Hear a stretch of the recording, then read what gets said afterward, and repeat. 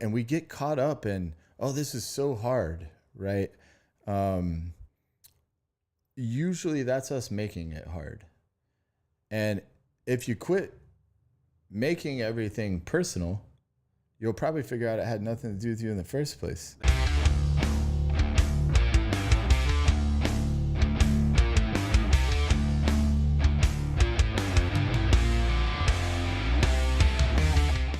Lights must not be on 24K.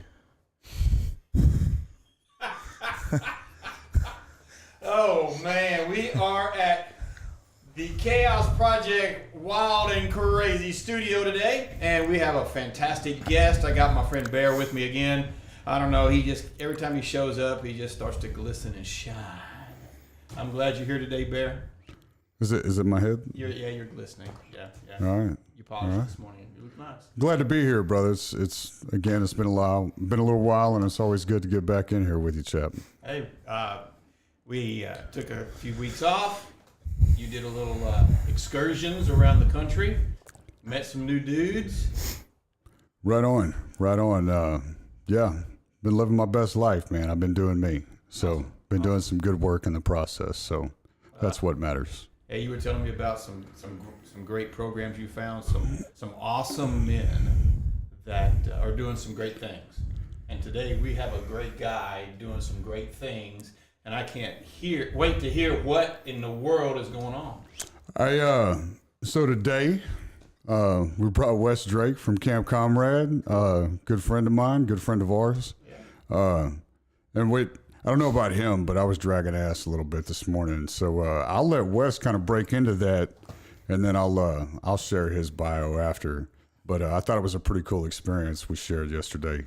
Yeah, I loved getting that phone call at 4 o'clock this morning. Hey, we're on our way in from out of town. Are you going to be at the studio when we show up? Yeah. Thanks, guys. Yeah, right on. You know, there's a couple of things that typically happen when people are hanging out with me. One, you'll miss your next meeting, right? Yeah. And two, I will typically fail to feed you, right? It'll be 9 o'clock at night, 10 o'clock, and you'll say, hey, can we get fed? So yeah, we had a long night. It was good. It was exciting. Yesterday, as an organization, we'll talk about this later, but Camp Comrade was able to deliver another teammate to a program out in Bandera, Texas, with Warrior Heart, where the founder, Tom Spooner, is a Delta operator in his previous life. Battled some addiction prior to joining the Army, and then some PTS challenges as he got out. They have two facilities, one in Bandera, one up in Virginia. We didn't think we were going to get to hang out with Tom yesterday as we delivered our teammate, and then unbeknownst to us, we walk into the gym and there he is. You know, it was kind of symbolic, you know, to understand that there's other people out there with the same vision and same mission, right, of taking care of our veterans with you know, no tire type attitudes, right? And it takes a village to be able to do this. You know, so anytime we meet other organizations that have that same passion and same fire, it's just unbelievable. But the symbology of meeting Tom in the gym, right?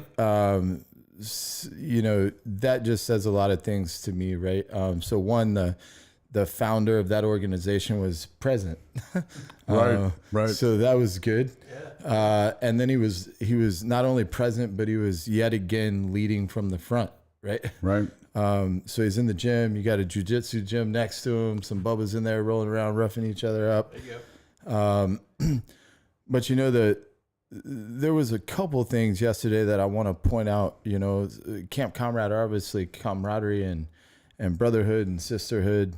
Not only with us in the veteran community, but also with the community, right? So that expands outside our network. As we expand outside our network, you know, as an example, a veteran holds the vice president position of the United States, right? So anyway, you know, we got to first start out by, one, I want to highlight that our teammate reached out to us and said, I want some help. I need some help, and it's vital at this point in my life. I'm elderly, and I can't do this anymore. And if I continue on this path, I'm gonna die when I'm not supposed to. So we got the honor to respond to that as an organization. We got to prove one more time that our veterans are not alone. Right on. So when they reach out, and they reach that, what I call that magical point of understanding yourself and that introspective to say, whoa, yeah, I'm not alone. I do have other people. I'm going to say I need some help. I get that. It takes a lot of courage. I'll hopefully tell a story about that later. One time in my life, I'll just highlight it quickly. One time in my life when I was what I would call rock bottom, the biggest mistake that I made, and what I've taught everybody after that, was I didn't tell anyone I loved that I was in that position. Now, I'm going to refer to an old Sergeant Major of mine, Tim Lehman, and he said, I want my leaders to understand there's only two things that keep you from moving forward in life: pride and reaction to information.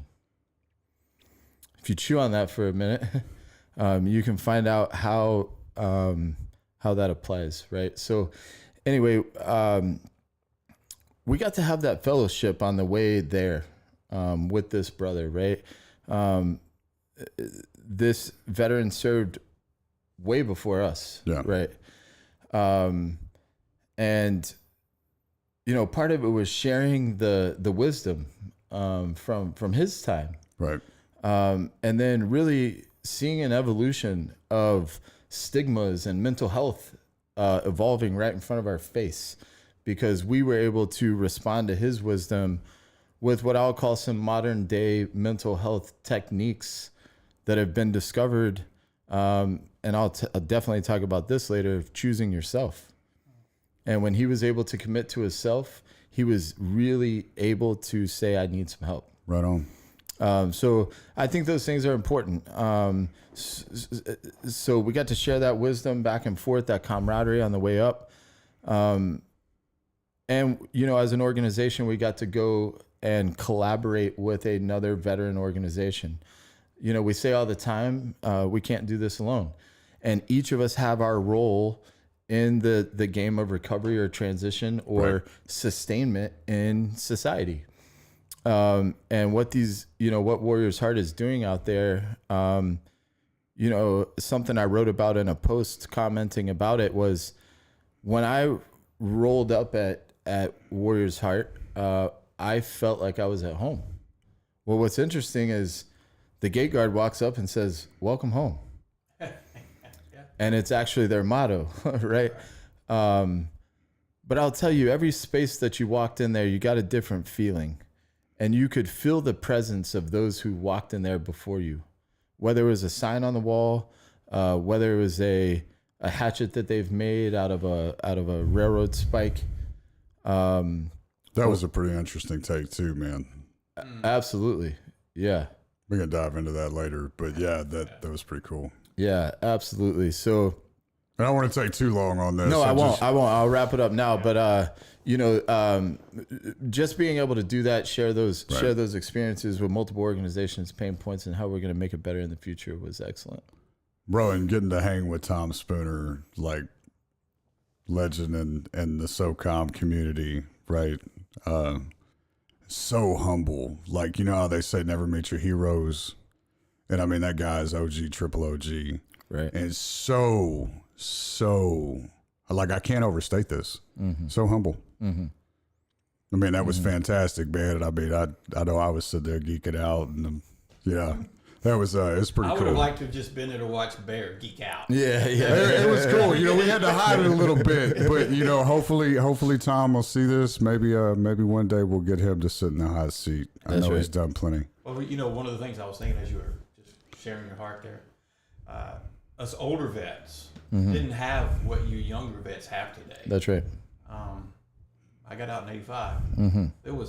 We weren't loved like and revered like vets of today, and I think it's really important that vets of my generation understand that the things that are out there aren't just for the today vets. That's right.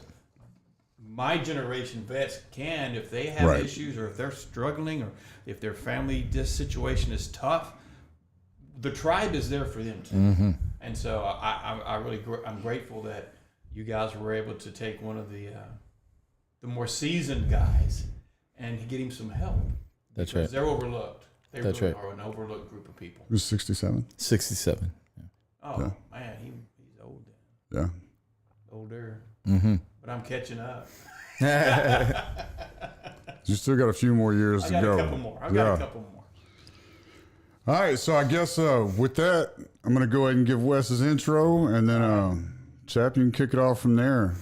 So Wes Drake is a retired Army veteran of 20 years. He served in many organizations spanning the globe. He started his journey at Fort Hood, Texas in 3rd Corps, and it's always going to be Fort Hood, guys, and then headed to the beach with the 25th Infantry Division in Hawaii. He went on multiple rotations in support of Operation Iraqi Freedom, Operation Iraqi Freedom 2, Operations New Dawn, and Inherent Resolve, in which he was awarded the Bronze Star. And again, guys, I know I'm interrupting the intro, but there's a difference between a Bronze Star when you get it as a junior NCO and when you just get it as an admin award.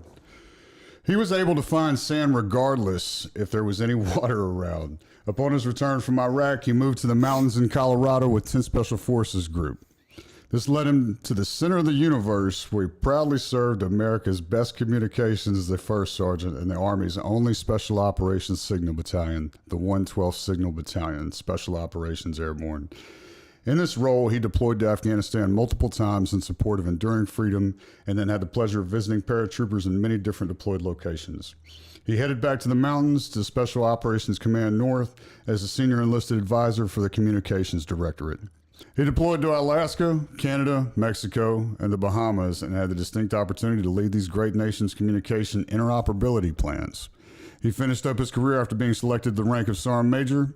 He had a few fused joints and was faced with the tough decision to hang up the uniform and serve the great warriors of this nation in a different capacity. Upon completion of his service, he began serving in the Department of Defense as a wireless communications solution architect with Verizon. Bro, that's a mouthful. Mm-hmm.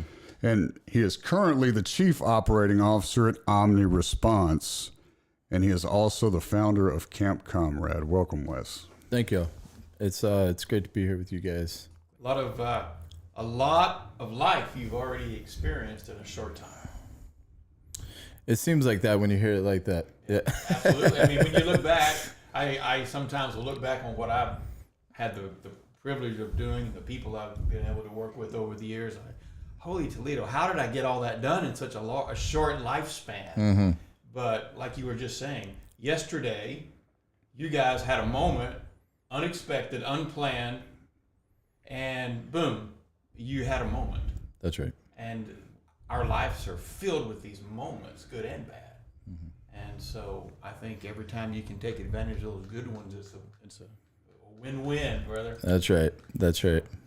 But it's tell us kind of how you came up with what you're doing and where you came from a little bit, a little background, and then a little move forward. How did you get to where you are now? Yeah, sure. You want me to start as a kid? Sure. Yeah, so I grew up in Borger, Texas, Borger. Most people don't know where that is. About 45 minutes north of Amarillo. I lived there until I was 9. We lived across the street from my grandparents. At that point in my life, my granddad ran a mechanic shop, and then if people didn't pay him, he ran a used car business with his notes that got pushed, right? So I spent a lot of time over there. It was always a joke in my family that I teethed on tools in my grandpa's garage. It was, again, wisdom, right? And gaining that wisdom from the people who paved the path before you. He was a engineer of his own right. He could rebuild a carburetor in half a day, every bit of it, tear it down, rebuild it, put it back together. He could fix anything. One time we went out and he had a riding lawnmower with a push mower rigged to it, so he had a wider. That's cool. Yeah. Right so on, yeah. he was always doing something. something crazy like that. But really, he was my best friend growing up, right? And so I spent a lot of time over there.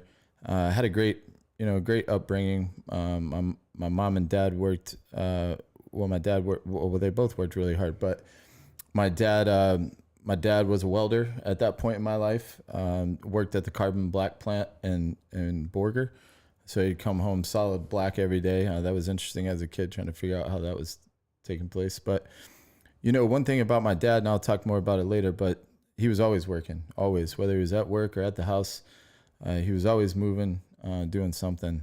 So, a lot of the work ethic comes from that man alone, right? On top of that, my mom, the same way. She had a couple jobs throughout our life, usually just supplemental, because her main role was taking care of us because my dad traveled so much, building pipelines or rebuilding refineries or whatever he was doing. And mom took care of us. She drove a bus for a little bit, so we had the same schedules. And then she enjoyed cleaning houses, and she would do that too. But great examples. We were typically together if we weren't at work. If dad was working on something, he was teaching us how to do it, and vice versa. So started out there and then moved to Houston when I was 9. Lived in Cyprus until I joined the Army. In Houston, things changed a lot, right? So I came from a little small town where everybody knew everybody. Literally I walked to school as a kid in 3rd grade. Right. It was probably a mile and a half or 2 miles from the house. And that was very normal. A lot of kids walking back and forth or riding your bike or whatever. Then moved to Houston, a lot different, a lot more people. We lived in a neighborhood. So I, riding to your buddy's house was a lot farther. So most days, I was a very social kid. Always wanted to, be somewhere doing something.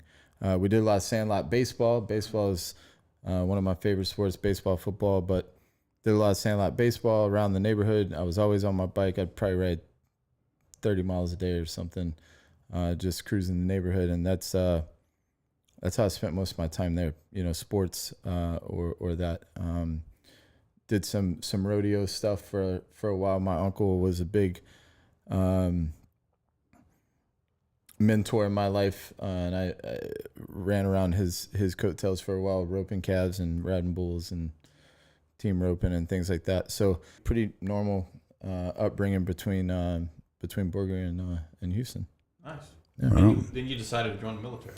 Yeah. Then I decided to join the military. So why the Army? What's that? Sorry to interrupt. Why the Army? Yeah, why the Army? So yeah, why the Army? Yeah. Be all you can be, right? That's what it was back then. Cool. Right? I think it is again now. So it wasn't the plan necessarily, right? So when I was a kiddo, I was always running around in some type of outfit, some sort of uniform, whether it was mostly it was camouflage of some sort, right? So my mom always joked, this kid's going to be, either in the military or a police officer or whatever, right? And what was funny is as she was showing me some of this, she was showing me photos of when I was a kid, and I had walkie-talkies all the time too, which is funny because I ended up a comms guy, right? But so I was going to college and graduated from Cy-Fair High School in Cyprus. I was going to Tomball College. Wasn't having the best time in my life. Really wasn't doing much, right? I mean, quickly realized my wheels were just spinning and I wasn't really going anywhere. I was attending college, but I wasn't really going anywhere, right? And we had a job fair one day, and my best friend was going to college with me, Marcus Malik, and we had a job fair, and I went and talked to the Houston SWAT team, and I said, "Hey, this is something I think I can get down with, right?" And he said, "Well, either go to school for 4 years or join the military for 2 and then slide over," right? I said, "Well, 4 and 2, I know math." So I went to a Navy recruiter. So background, my grandfather, both grandfathers, both fought in World War II. One in Pearl Harbor, one in Midway. My dad fought in Vietnam. So we had, and then my uncle was Army as well in Vietnam. So we had Navy, Army. So I think I was going to join the Navy, and I went to the Navy recruiter, and I'll just tell the story. It's quick and it's funny. I go in and say, hey, what can the Navy do for me? And he said, you want to see my boat? And I'm like, nope. You get bell bottoms, bro. Yeah. Yeah, cool. You look cool. Right. I just want to know what you guys have to offer. And then he opens his desk drawer and the picture of the boat comes out. And I'm like, yep, I'm in the wrong office. So I walk out the door, and interestingly enough, my brother's best friend growing up and his roommate in college had joined the Army as well, had already done a tour to Korea, came back, and he was on hometown recruiting. And I go into the Army recruiting station, and there's Scott. And I said, Scott, what can the Army do? And it sounded a lot different than when I was next door. And I said, yeah, that's a little more like it. Did really well on ASVABs and all that jazz, and then found out didn't find out, but the Army found out I was colorblind, and my job options got real thin real quick. Believe it or not, you can't be an 11 Bravo if you are colorblind. I don't know if you know that or not. The reason for it is you can't read a map with a red lens at night. So I think I had 140 something jobs I can choose from, and it dropped to like 13. Wow. So anyway, joined the Army as a communicator. Really, once I joined the Army, I'll never forget the day I was leaving. My dad said, hey man, listen, there's nothing to worry about. The military is made up of folks from society, right? So it's no different. So the people that are sitting in your high school class are going to be the people that are sitting with you in basic training. So as you saw there, you've got some people that stick out and some that don't. He goes, so it's pretty simple. If you do just a little bit more to the guy to your left and right, you're going to be just fine. And that was true. So I joined the Army, did really well, but I always had this itch in the back of my mind that I wanted to do more. It wasn't fulfilling what I wanted to do, right? So then I went on a journey of getting to airborne school and getting over to the special operations side of the house was my goal. And my intent was to go to selection. I know everybody says that at one point in time, but that was truly my intent. And a couple rotations to Iraq, they won the coin flip because that sounded a lot funner than going to do something for just me, right? So I chose those, and then I accidentally made E7 that bumped me out of the opportunity to be able to do that anymore. So then I figured out how to get there anyways, and went to Tent Special Forces Group as a comms guy, support guy, and was able to stand up the 4th Battalion Signal Battalion Signal Detachment for them. So I was actually the 4th guy. Or excuse me, I was the 10th guy in 4th Battalion, which 4th Battalion was part of 10th Group. I thought that play was pretty cool. But so spent a lot of time there. Amazing opportunity. Anytime you can work with America's best like that, iron sharpens iron, right? So I can tell you that was a propelling part of my life in multiple aspects, physical, emotional, even spiritual, right? So I learned a ton of stuff from some amazing people. And it's like the bio, right? Yeah, it's a lot of stuff, but and it ends up being your name, right? But I've been wanting to correct that the whole time we've been sitting here talking, and I was able to do all those things. Every one of those things has a lot of people tied to that. And those people are amazing, and 99% of those people are more capable and better than I am. So that's one thing that I learned early, is surround yourself with people that are better than you. We've all heard that, but it's true, and it elevates you too. So I spent the last part of my career, so 10th Group, and that was a 1st Sergeant at 112th. To me, that was the pinnacle of my career, really. At that point you're getting to train, and you're sole responsible for, essentially for that entire organization. One of the biggest things I learned there was the people, right? I'm gonna go back to Tim Lehman again. I don't know why he's on my mind so much today, but one thing that he would always say is, I don't care about the mission. I just care about the people. And I stole that from him the day I heard it. And it's true. If you take care of the people, you don't have to worry about the mission. The mission's going to be taken care of. So what's important to me is that we remember that now. A lot of times I think when we retire, get out, move on, whatever, we think that tribe went away.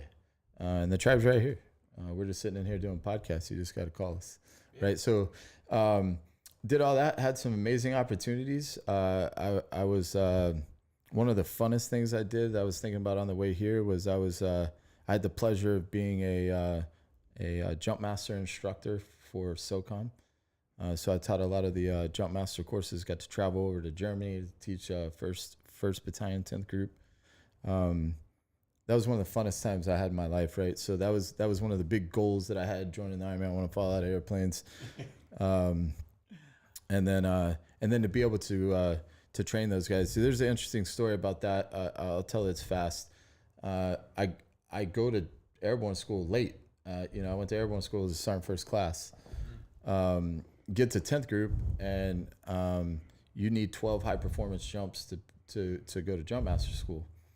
Well, I got 12 high performance. Well, they have a waiver. It doesn't have to be 12 high performance, but you need 12 jumps before you can go to jump master school.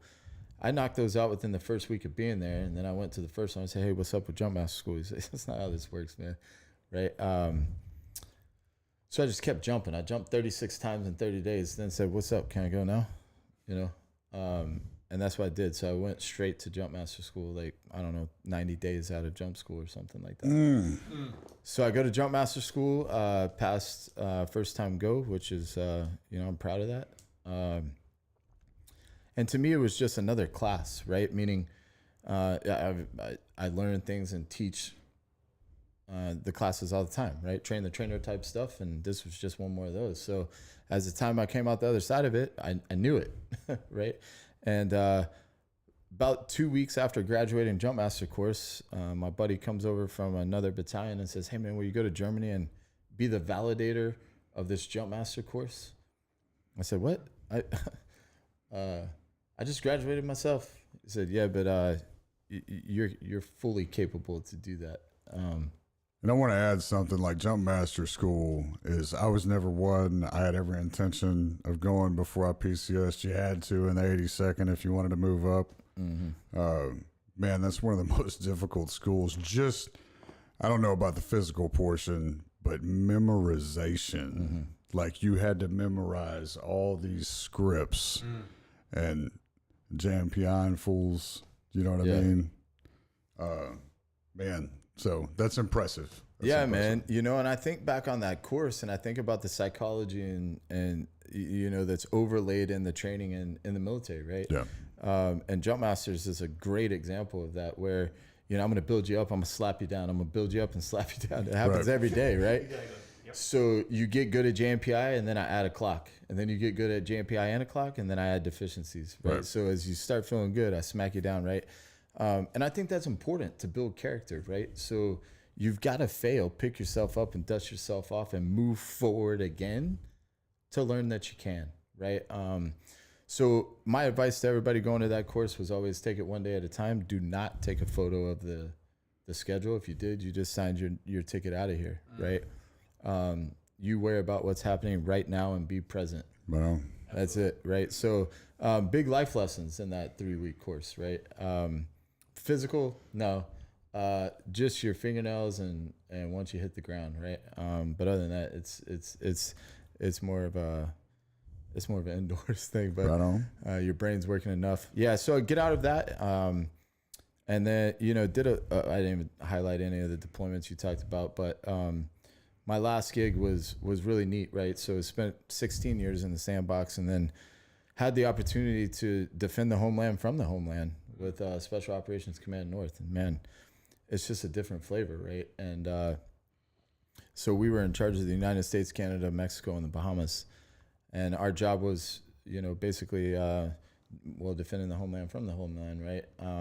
So we did a lot of embassy work in those places, and some opportunities to train partner nation to work together. And spent quite a bit of time in Alaska, Mexico, and then my last 8 months in the Army was really rough. I lived in the Bahamas. Somebody had to do it, so I figured I'd take one for the team. So one of the bright sides. That's right. It was the bright side. Yeah, that's right. Yeah.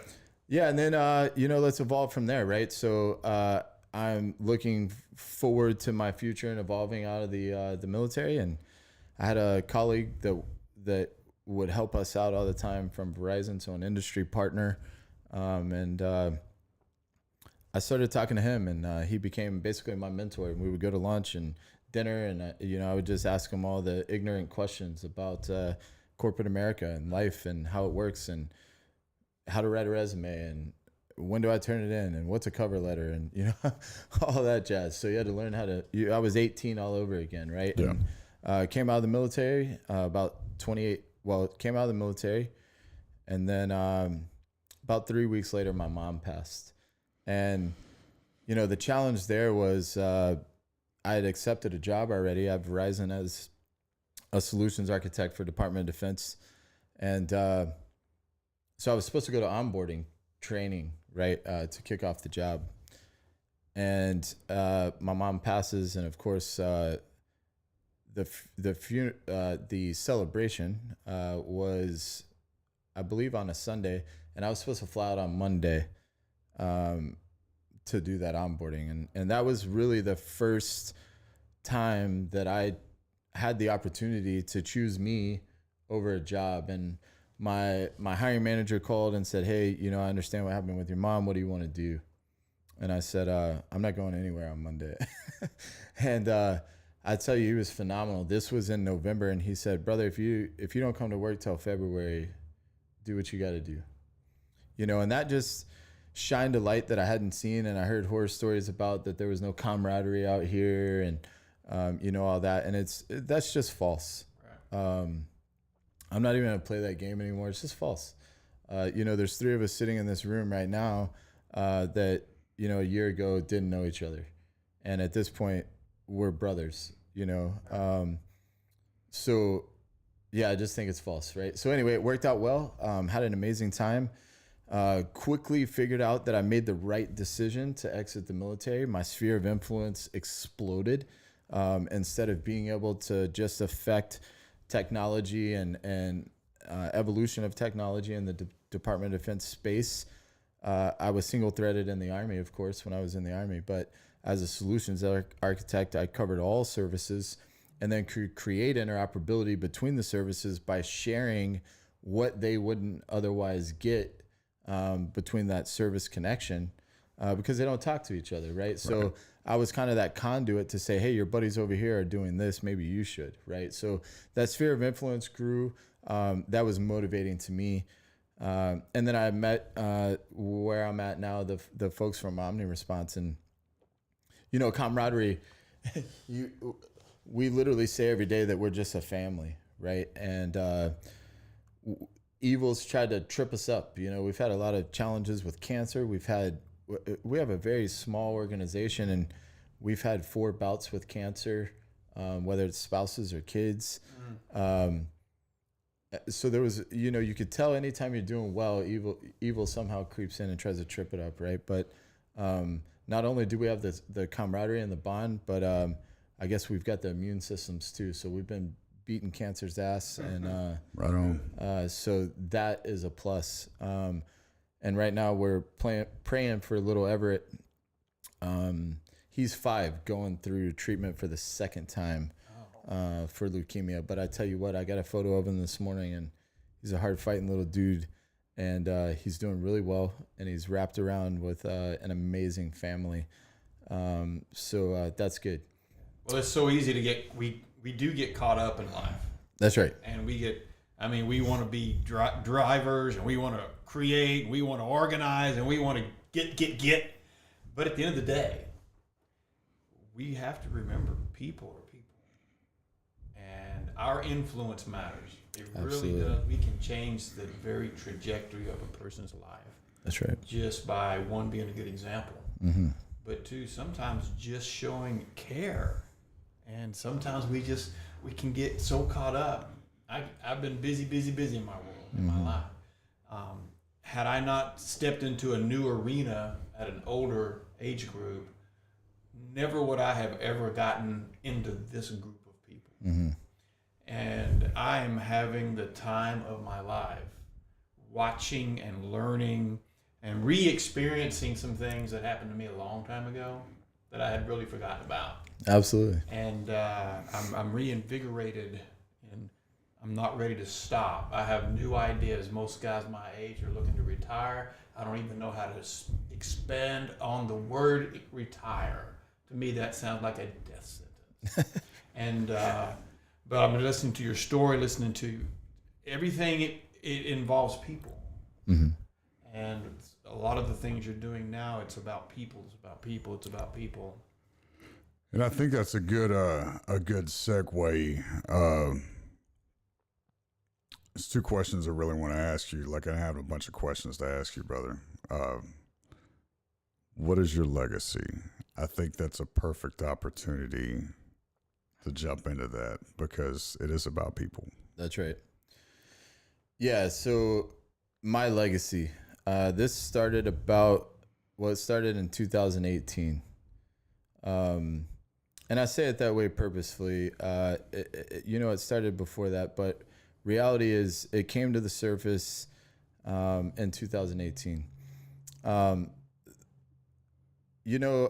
actually put a lot of thought to that because I think if you don't think about that, then how do you shape what your daily actions are? So I think you have to have a vision, but I also think you have to shape it and understand what you are going to leave behind by the decisions you made off of that vision, right? Right. And I like to simplify things. It's a problem solver, right? So simplify it first and then solve the problem.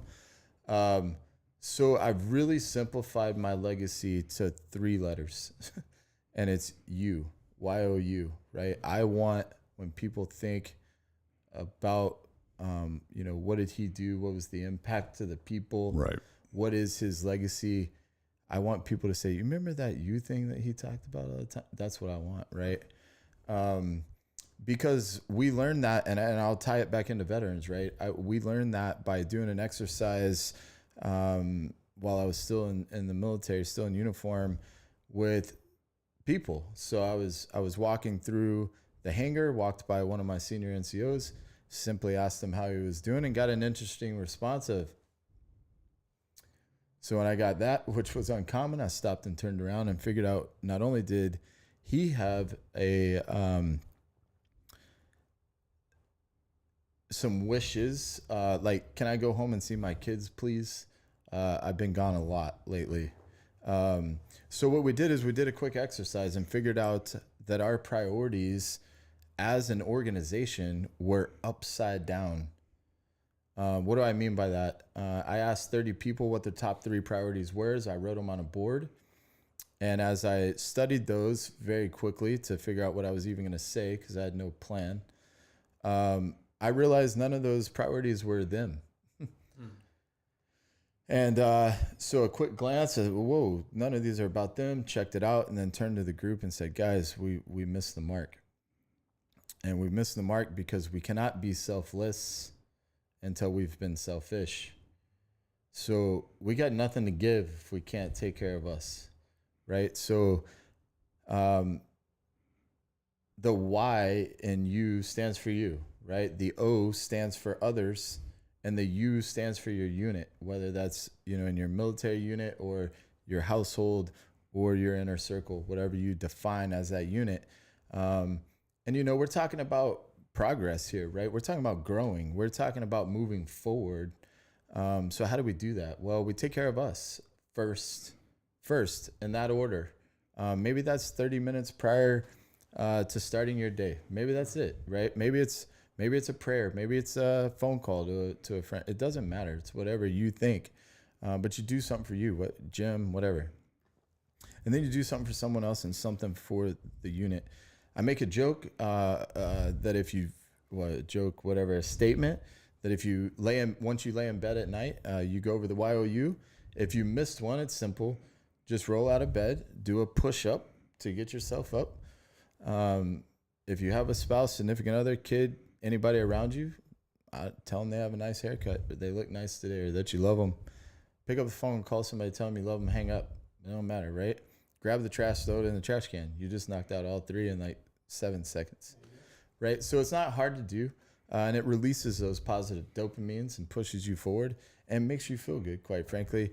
And if you do something for you every day, I have to believe that you're 1% better every day. So that's what I want people to think about, and I want people to ponder that a little bit and decide if that's something that they want to integrate into their lives. I guarantee you it won't be a negative impact. Right on. No doubt. That's pretty powerful, man. I remember us talking about that. And, man, I actually did that last night, man. I went through that exercise. You know, you get up on a good note and you end the day on a good note. The world's bad enough as it is without us making it worse. Sure. And that's huge, man. Man, that's so simple, but yet profound. I mean, that was good shit. Man. Right. Seriously. Right. I was thinking the other day how I was having a conversation with a young man, high school, that I mentor. And we were talking about, how hard life is. And, man, it's tragic and it's filled with all this pain and everything. I said, man, life is easy. Life is simple. It's what we do with it that complicates it. That's right. Every choice you make will determine consequence. Mm-hmm. And I was trying to explain to this young man how important it is to really think about decision making and not be too haphazardly in it, because too many people do that now. They just, man, I'll do this or I'll do that, and not take a second, a breath. Take a breath. I was doing some breath exercises at a retreat the other day. I said, man, I didn't know I've been doing this for 30 years. I didn't know that's what you called it. Wow, somebody put a name to it. Cool. Mm-hmm. But helping someone else see that, I have no idea how he'll do in life. I'll be gone by the time he gets to my life, my age bracket. But I'm wondering, if we could just help people recognize the importance of decision making, if nothing else, and how that affects every decision we make is not about just me. There's that ripple effect. That's right. And that ripple effect causes you positive experiences and negative experiences. And if we could really try to focus more on figuring out how to create more positive experiences, not only for ourselves, but for everyone around us, life actually becomes pretty simple. So, Chap, you brought up 3 things in there that I have been pondering for weeks now, right? You said he described life as chaotic. And as you said, let's simplify that, right? You can simplify that chaotic life to a choice, which you also mentioned, right? It is literally binary and that simple. If you do not like what's happening around you, then leave, right? And do something else, right? I think the challenge has become, we have so much information at such a quick pace. We have so many distractions, whether that's, think about it. We don't even drive today in a car without a distraction. Typically, there's a lot of distractions, other people, music, phones, texting, honking, stuff in the road in Houston, blah, blah, blah, right? Yeah. So it's like playing Paperboy every day when you drive down the road. So if you do that, Chap, like you mentioned, and just simplify it to that, right? I'm going to go back to the You campaign for 2 things to tie that in, because I think it's a great point. And we get caught up in, this is so hard, right? Usually that's us making it hard. And if you quit making everything personal, you'll probably figure out it had nothing to do with you in the first place. That's right. Right? That's right. And that if you simply made a different choice, you would have turned that frown upside down as well. And then let's jump on perspective right there too, right? Of, I love the thing that says like laziness kills success, right? And just read it backwards. Success kills laziness. So it is binary, It is right. Right. Right. Yeah. Right. So the challenge is, a lot of our environments create that noise, right? Which is why I think you hear a lot of first responders and veterans saying, "Hey, I'm trying to retreat. I'm trying to unplug from the noise and go to out to the country or away from this or away from that." You've heard, I'd rather be at war than be here. And people say, why does he say that? It's very simple. Because at war, I'm not making any choices. I'm a pro at what I'm doing every day. I know what I'm wearing. I know what I'm eating. I know what I'm sleeping, where I'm sleeping. I know who I'm fighting with. Right. What choice am I making? Right.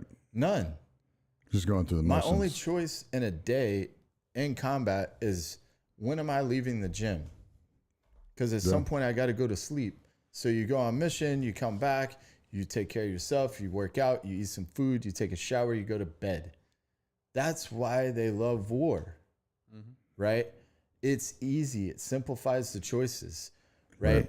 So one of those self-help exercises is just that. Unplug from the noise. Be present, period, right? What does that mean? If we were to do those breathing exercises right now and shut our eyes and figure out what we can hear right here in this space, what we can feel with the air blowing on our arm, what we can smell. Right. And before I said all this, we didn't feel it, smell it, hear it, or any of it because we were distracted in some manner with each other. So that was distraction number one. Then you have a phone ring or the phone ring next door, the people talking outside or the train going by. Right. Right. So now we're making all these choices. Do I get up and move to the other room so I can use my phone? I got a text now. Check that, or do I make the call?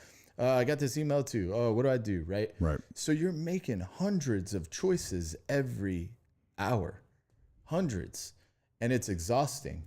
Right. So when you add some of the environmentals of the world today, social medias and AI and smart news and headlines and this and that, you cannot digest that information fast enough, which is why we created AI in the first place, to digest it for us and tell us what it said, because we aren't a quantum computer, right? So if we really want to do that, we've got to, at a minimum, break away some of that time, minimize those choices, focus that perspective, and get out of your little pity party. Last but not least, you have to act. The plan is only as good as the words on the piece of paper. Right. The last step is move, right? Which we're also in a pandemic about, right? Yeah. COVID killed work ethic. Yeah. So you add all those things together, then yes, it creates a blurry, chaotic world. So true. So true.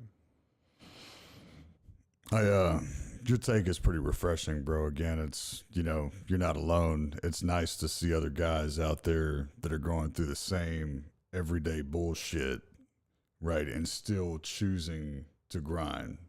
Right. Equal opportunity will never result in equal outcome because not everybody has an equal hustle or equal grind. Right. Right.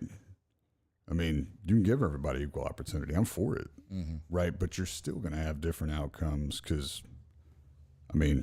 some people just have a work ethic, and you had a lot of positive male role models in your life to help shape you. Oh, and yeah. you've had a lot of shit thrown against you, and it helped make you the man that you are. That's right. Right. Thank you for the pain. It made me raise my game. That's right. Yeah. Ideas are a dime a dozen. Everybody's got ideas. Everybody's got thoughts. Everybody's got this and everybody's got that. But what I've learned over the years is the man or woman with passion, and drive, and a sacrificial attitude about life can get some of those ideas off paper and into the ethos to help other people. That's right. But that's what it is required. Absolutely. What we have is we have lots of people having all these great ideas, but very few who are willing to sacrifice their time, their money, their prayers, their very energy bubble, I call it, to find people to help you because we think we got to do it on our own. On our own. I can promise you all the things that I've accomplished and all the things you've done too, honestly, and Bear. There's been other people in there that helped us accomplish. 100%. Yeah. Now, we had to sacrifice. We had to learn. We had to do the things that we do, the go part. But none of us are in this circle of life alone. Right. Not if we're going to be sacrificial and accomplish something. And I know a lot of times in the world that we live in, we are looking at the idea of what you're saying is purpose. Everybody uses this new word, this cool word. I'm looking for purpose, man.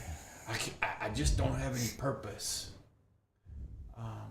Well, purpose is a great thing, but it's useless if it's just a word. Purpose means you had to go and find it. And purpose does change. Your purpose may be this. I've had 5 careers in my lifetime. Started in the military, and since then I've had 5 or so different focuses. But that's okay because each one of them were purpose driven. That's right. And as long as you're in what I call that bubble of focus, purpose, making a difference, you'll be a better person if you're doing the you thing. But then all those people that are in your sphere of influence can be better people too. Absolutely. We talked about the collective betterment of tribe, having a tribe. And, if you're not picking up your slack one day, it is incumbent upon the man next to you or woman next to you, your partner in life, your homeboy, whatever.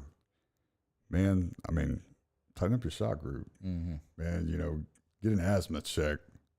Hold each other accountable because we haven't been doing that. Right. And that's what makes us collectively better is holding each other accountable and saying the hard shit, man. We're not sparing anybody's feelings. Life's going to screw you up. Right. It will in one way, shape, or form. Do you have the intestinal fortitude to come out the other side? And I know that sounds simple, man, but y'all both just kind of broke it down. Right. You have the choice. Yeah. All you have to do is act on it. And you gave the steps. Do you have something, Chap? I was just going to throw this out. Often when I have opportunity to speak about leadership techniques and leadership skills, then I bring all these managers and directors of organizations or whatever into a room, and I look at them and I open up my comment with this. I say, you know what? If you're not building someone in your organization to take your job, then you are not qualified to be a manager. 100%. Because our job as leaders is to build the next generation of leaders. That's really the legacy I pray that I will be able to accomplish. And it's leading at home, it's leading at work, it's leading with my family, it's leading with friends. We're in lots of tribes, and we're leading in lots of areas. Our role and goal, I think, should really be to make my fellow man a better fellow man.